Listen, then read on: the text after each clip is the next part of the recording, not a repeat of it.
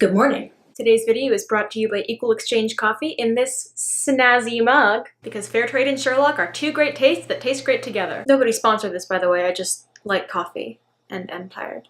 Today we're going to talk about CAS. No, not compulsive apology syndrome. A condition that is not listed in the DSM, but should be, when virtually every other word that comes out of your mouth is sorry. And when I say I do this, I don't mean, I'm just so nice. I mean that Hannibal Lecter could serve me my own lightly seared toes in a skillet and I would apologize for my running calluses. I could feed the entire country of Kazakhstan for a month and apologize for insufficiently salted mutton. One time I was running a corner on a stairwell and this guy straight up comes out of nowhere and full force body slams me, knocking me down the flight of stairs, and my first instinct is to say, sorry. I apologized for apologizing. Why do I do this? It can't be normal. It's like I'm inconveniencing people just by existing. I mean, I was raised Catholic, so self-laceration is programmed into my genetic code, but this is ridiculous. For some people, constant apologizing is a compulsion or tic. I read on the very reliable interwebs that supposedly the fundamental question for people with obsessive-compulsive disorder is, how can I live with uncertainty? But that's a question that a lot of people struggle with for valid psychological, evolutionary, and personal reasons. Women do it more often, I have noticed. In her poem Shrinking Women, link in the description, Lily Meyer says, I asked 5 questions in genetics class today and all of them started with the word sorry. Amy Schumer did a sketch called I'm Sorry, in which a panel of qualified women apologize one by one, first for trivial things like a caffeine allergy and eventually just for existing.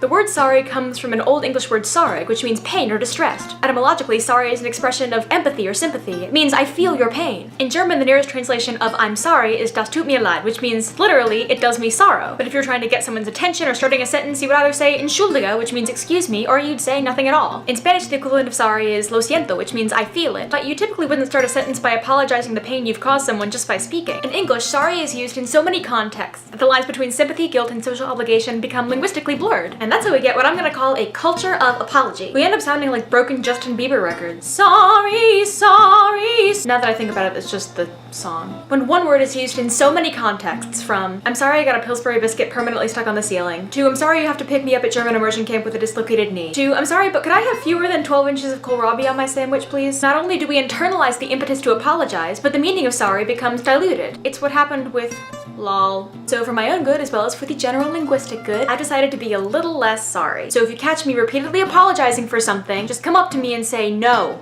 Bad. And if you want, feel free to join me in being #unsorry. Are we really gonna make this a hashtag? We can all make the world slightly less misogynistic. I will see you next time. And until then, I'm probably lost and I'm not sorry. Adios.